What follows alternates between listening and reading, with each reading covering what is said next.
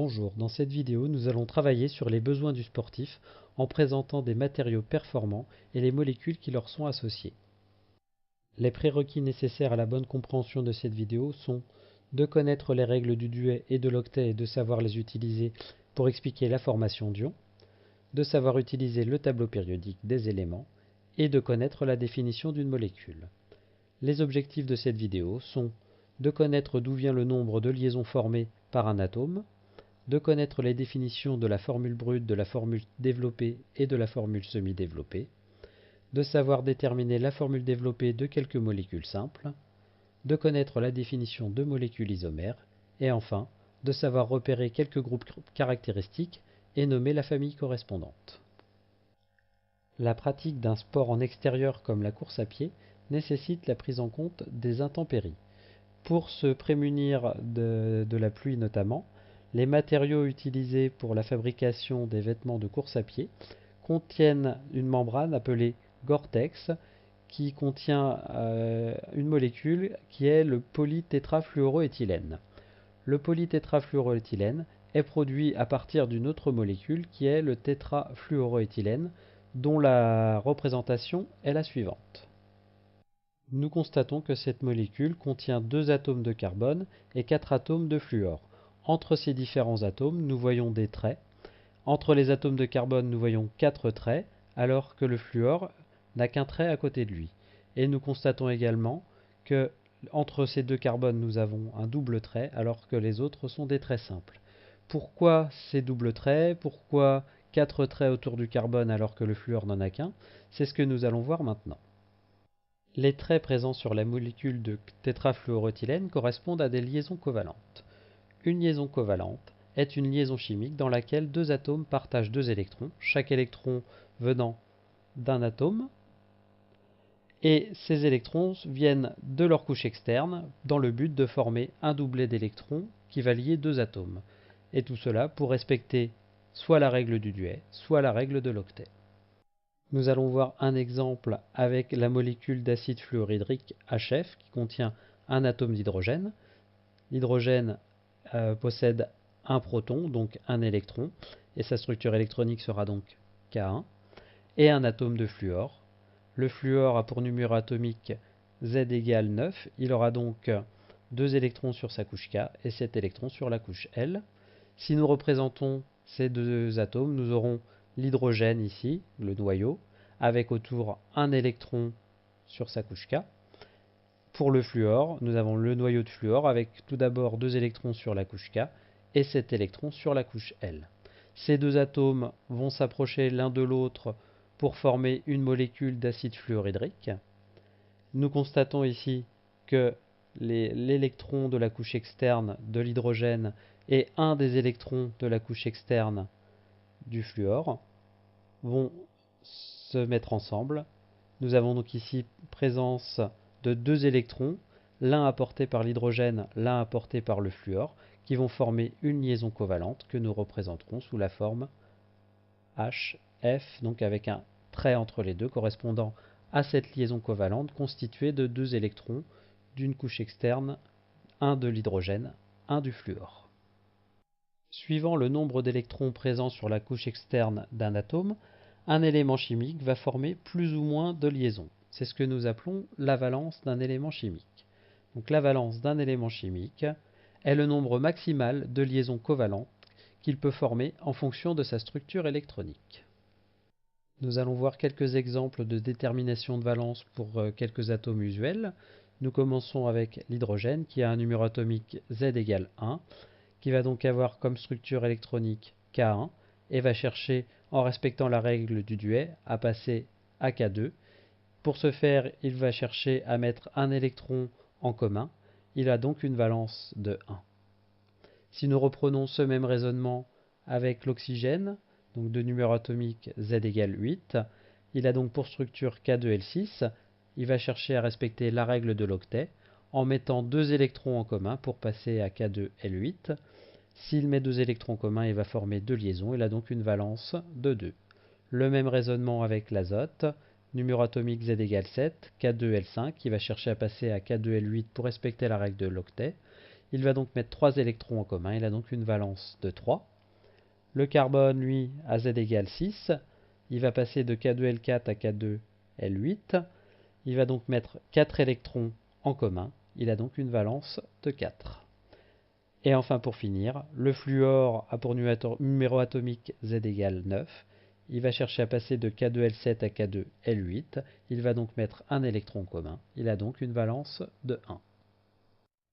Connaissant la valence des atomes, nous pouvons maintenant voir à partir des atomes qu'elle contient comment représenter une molécule avec une méthode.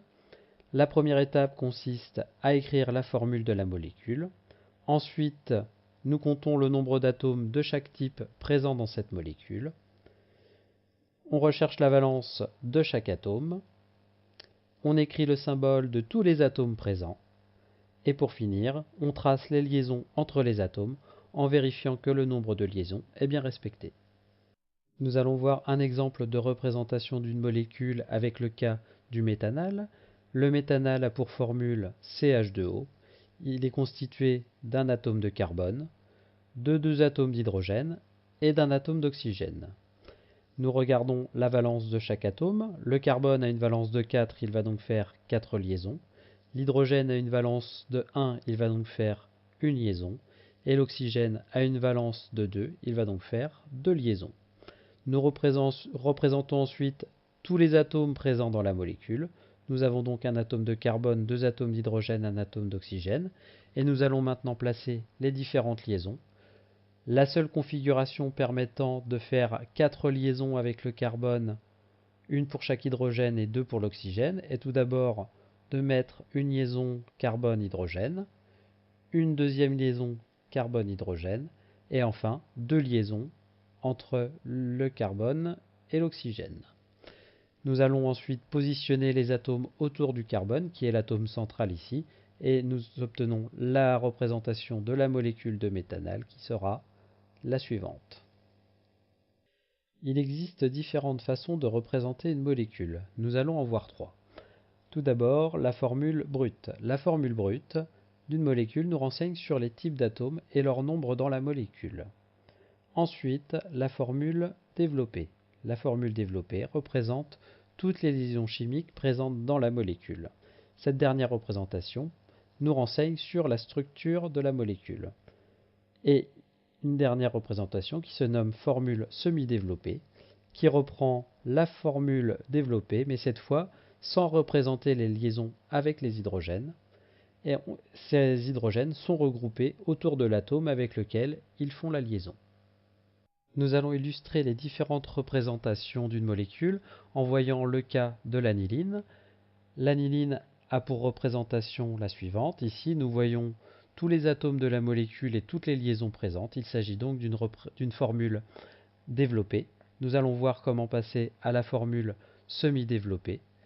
Nous commençons ici avec ces 2 hydrogènes. Ces 2 hydrogènes sont reliés à un atome d'azote. Ils correspondent donc au groupe NH2 suivant. L'hydrogène ici est relié à un carbone. Cela correspond donc au CH ici. La même chose ensuite, la même chose après, la même chose après, la même chose après. Et le carbone ici est relié à aucun hydrogène. Nous le laissons donc tel quel.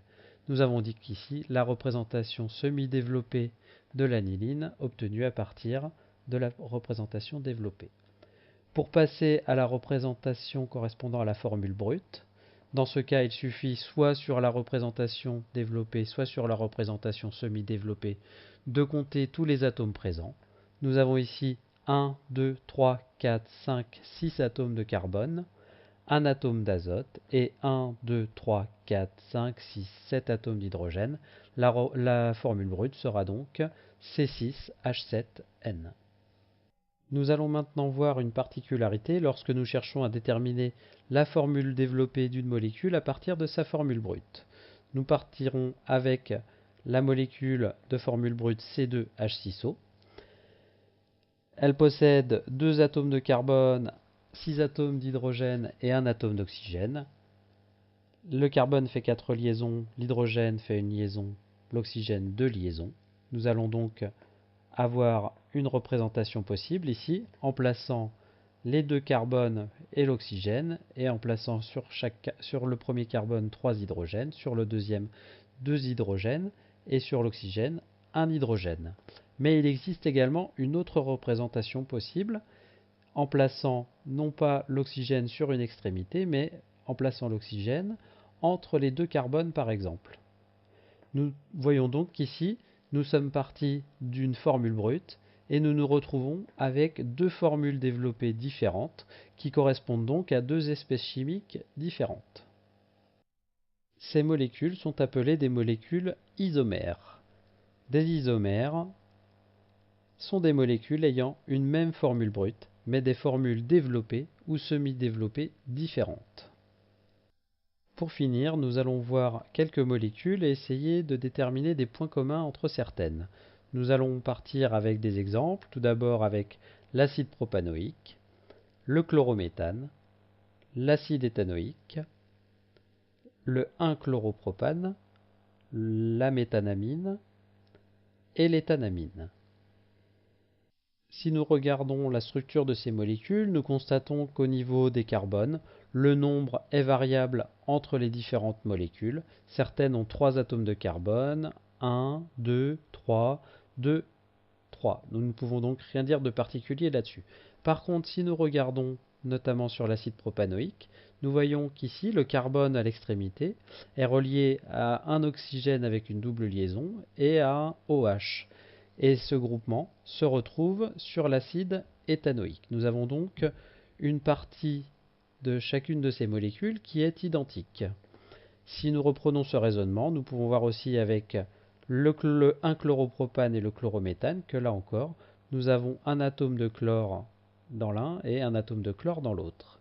Et enfin, entre la méthanamine et l'éthanamine, nous avons la même chose avec cette fois un groupement d'atomes ici NH2.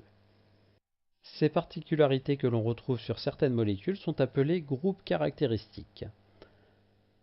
Un groupe caractéristique est un atome ou groupement d'atomes donnant des propriétés physiques et chimiques particulières à une molécule.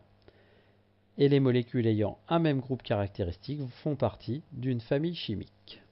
À noter que ces familles chimiques sont différentes des familles chimiques présentes dans le tableau périodique. Pour finir, nous allons présenter quelques familles chimiques avec leur groupe caractéristique, sa formule et son nom.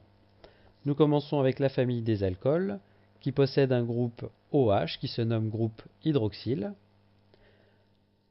La famille des dérivés halogénés, qui possède un atome X, ce X étant soit du fluor, du chlore, du brome ou de l'iode. Nous allons donc l'appeler groupe halogéno. Et s'il s'agit d'un atome de fluor, nous dirons groupe fluoro. S'il s'agit d'un atome de chlore, groupe chloro, etc. Ensuite, la famille des acides carboxyliques, qui possède le groupement C double liaison O, liaison simple OH, et ce groupement se nomme groupe carboxyle. Ensuite, la famille des cétones, qui possède un groupement ici C double liaison O, qui se nomme groupe carbonyle. Nous continuons avec la famille des amines, dont les molécules possèdent le groupement N avec 3 liaisons simples, qui se nomme groupe amino. Puis la famille des aldéhydes, qui possède le groupement C double liaison O, le carbone étant relié à un hydrogène. Et nous reconnaissons ici le groupement carbonyle également présent dans la famille des cétones. Et pour finir, la famille des esters, qui possède le groupement C double liaison O, liaison simple O, et une autre liaison, qui se nomme groupe ester.